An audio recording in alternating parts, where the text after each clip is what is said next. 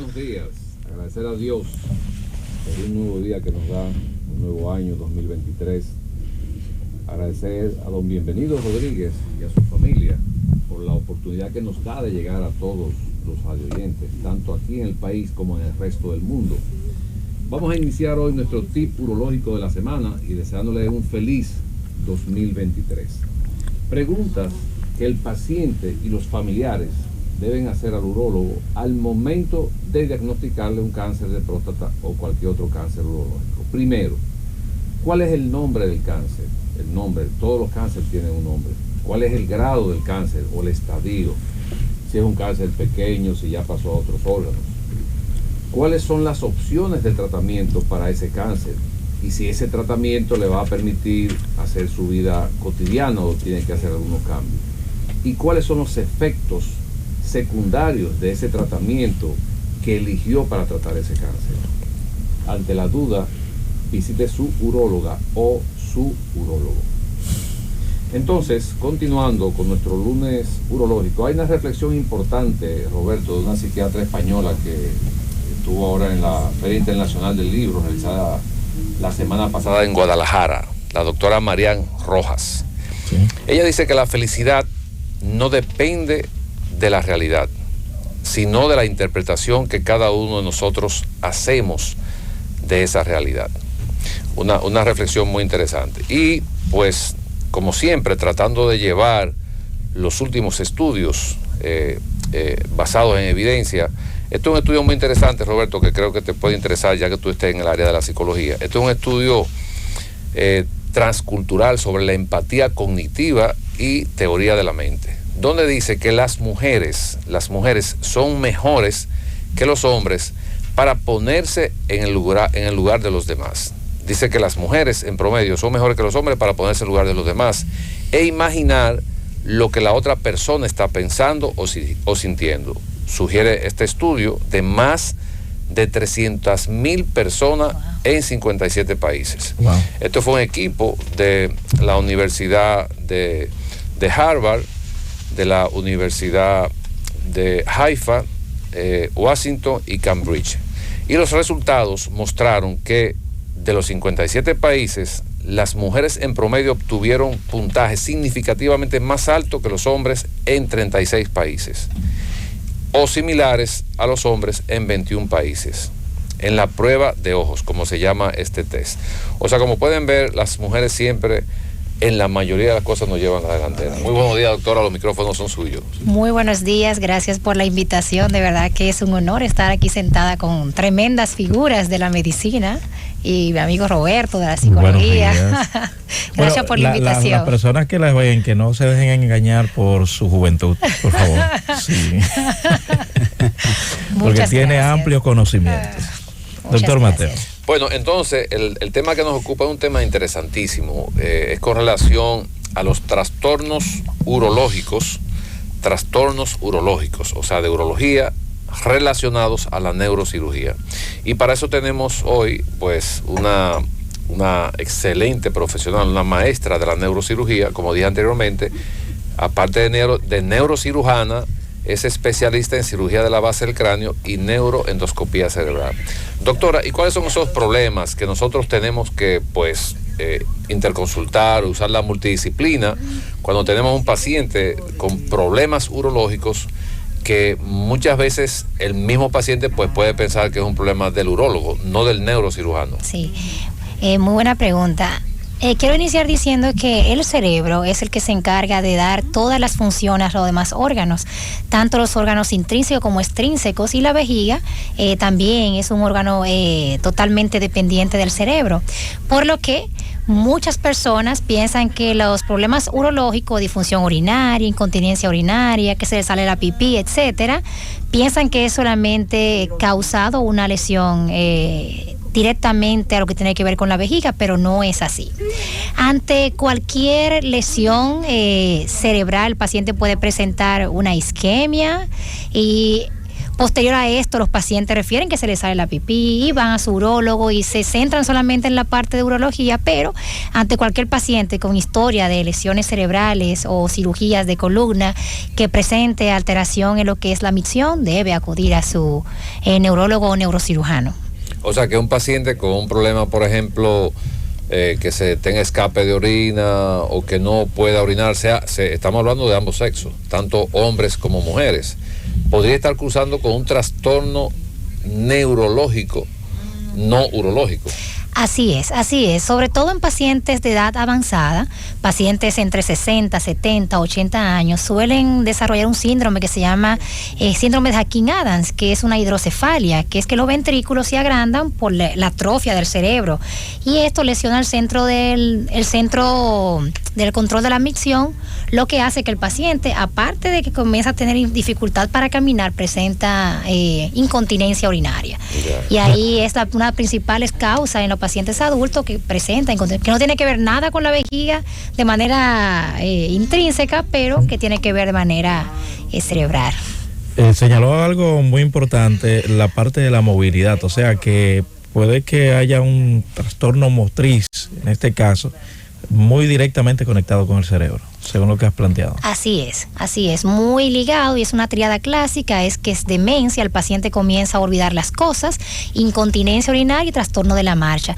Y muchas veces estos pacientes van al geriatra, van al urólogo, van al médico internista, van al médico de familia y no dan con el diagnóstico, cuando una simple tomografía pudiera dar con el diagnóstico total de esta patología. Doctora, ¿podría, por ejemplo, un paciente con un trastorno de la micción, o sea, ese paciente que llega con problemas para orinar, que tiene que pujar, que gotea, o una disfunción eréctil, que es una condición que nos ocupa a los urólogos, podría, por ejemplo, ese paciente estar cruzando con un tumor cerebral y tener toda esa sintomatología? Así es, regularmente nos iríamos más para un tumor de médula, un tumor medular, pero pudiera ser. Pero nos enfocamos más a la parte de un tumor medular a nivel de cola de caballo o a nivel de la médula, filum terminado, a nivel como tal. Cola de caballo es una parte de... Es la parte final de la médula donde se ramifican los nervios que van hacia... ¿Y dónde está ubicada la médula?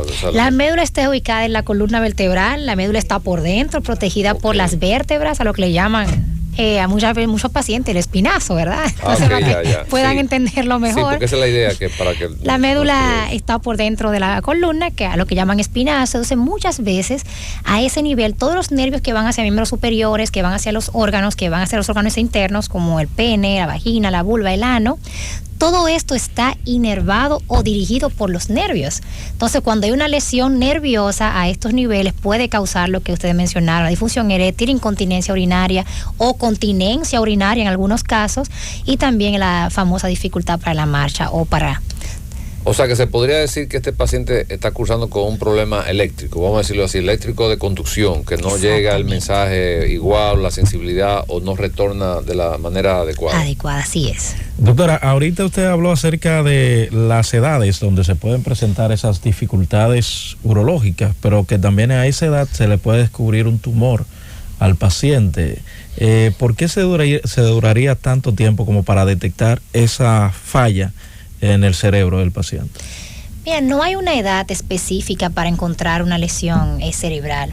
Refería ahorita al síndrome de Hawking-Adams porque es más en pacientes adultos, pacientes geriátricos. Disculpe, ¿ese síndrome qué es? O sea, que... Ese es un síndrome demencial donde el paciente presenta la triada, como le había mencionado, se le olvidan las cosas. Se le olvidan las cosas, imposibilidad para marcha y incontinencia urinaria. Es un paciente que estaba bien, de 80 años, un señor, que de repente comienza a olvidar todo, que de momento comienza a orinarse encima. Y es no, porque es que está muy viejo, porque está adulto. No, muchas veces simplemente porque los ventrículos se ponen muy grandes, porque el cerebro se pone pequeño. Entonces, al haber más espacio, eso comprime el centro neurogénico de la micción. Pero no hay edad para diagnosticar una lesión cerebral. Cualquier edad puede darse un paciente presentar una lesión cerebral, tanto sea un tumor, una isquemia o sea una lesión a nivel de médula también. A veces yo entiendo que toman más tiempo para el diagnóstico porque nuestra ciudadanía todavía les falta un poquito más, quizás un poquito más de conocimiento de la neurocirugía y de la neurología. A veces simplemente se se limitan a ir a un médico familiar que muchas veces no da con la información total de los casos. Es importante la historia clínica. La historia clínica es cuando le preguntamos al paciente que diferentes tipos de cosas. Yo quise traer un caso de un paciente que llegó tomando casi 5 o 6 medicamentos, incluso fue visto en Estados Unidos. El paciente llega con 37 años de edad. Me impactó mucho por la edad del paciente, con trastornos de la micción. Entonces, cuando yo evalué al paciente, la cantidad de estudios que tenía, los tratamientos, yo dije, bueno, es bueno que te evalúe un neurocirujano porque como que me parece que no es un problema urológico. Bueno, el neurocirujano lo vio, doctora, esto para que, bueno, pues ayudemos a la población y le indicó una electromiografía de piso pélvico. ¿Y cuál fue la conclusión de lo que tenía este paciente de 36 años, que fue manejado, se supone, por un problema urológico, incluso en Estados Unidos, y reportó una radiculopatía de las raíces sacras inferiores, bilateral, que afectan las ramas del nervio pudendo? Y el tratamiento que le recomendaron a este paciente fue fisioterapia para reforzamiento del piso pélvico por déficit en las vías urinarias y perineal. O sea, fíjate qué tenía ese paciente. Sin embargo, ese paciente tenía alrededor de 4 o 5 meses tomando medicamentos y le habían hecho todos los estudios, pero sin embargo no lo había visto un neurocirujano. Entonces, aunque es un porcentaje, como dice la doctora, entre un 8 y un 10%, pero es importante también tenerlo dentro del arsenal de diagnóstico. La multidisciplina en esta época es vital. No podemos dejar pasar por alto un paciente que no encontremos una razón, como es la orina, que es una necesidad fisiológica que se hace constantemente varias veces al día. Entonces tenemos que muchas veces pues referir a ese paciente a neurocirugía para investigar cómo está funcionando ese sistema nervioso. Así es muy lamentable eso que usted menciona, porque a mi propia consulta me han llegado muchos pacientes muy maltratados durante muchos años, que van a urología y le hacen toda la cistografía que ustedes hacen y le hacen estudios y no llegan a un diagnóstico, pero aún así no nos los refieren. Y muchas veces el paciente se va solo o buscando otra opinión de otro amigo. Pero este llamado es a nuestros colegas que cuando ya, verdad, tengan un paciente que le han hecho varios estudios y no dan con el diagnóstico, y ustedes entienden que no solamente en neurocirugía, a cualquier especialidad, porque para eso estamos, para trabajar de la mano y siempre en pro del bienestar del paciente, porque al final él es el único beneficiado o el único afectado. Y como usted dice, doctora, qué bueno aclarar que usted dice que visitan al urólogo para que los colegas, aquí habemos 2 urólogos, pero para que nadie se sienta aludido ni se sienta mal. Nuestra función aquí es orientar a la ciudadanía, o sea, y si cometemos un error, pues tenemos la capacidad de admitirlo. Bueno, mire, pasó esto, es bueno que lo vea. Lo que queremos es llevar concientización a la población y de que si entienden que no le han dado con la situación que tienen en sus vías urinarias, que tiene problemas para orinar, pero que no es la próstata, no es la vejiga, siempre es bueno evaluar el sistema nervioso central, llámese el cerebro y la columna y la médula espinal. Así es. Una pregunta, doctora. De manera pues rutinaria nosotros tratamos de concientizar a la población de que se hagan su evaluación por urología, que vayan al cardiólogo y así sucesivamente. ¿Debe la población de manera rutinaria hacerse una evaluación del sistema nervioso independientemente de que no haya ninguna sintomatología?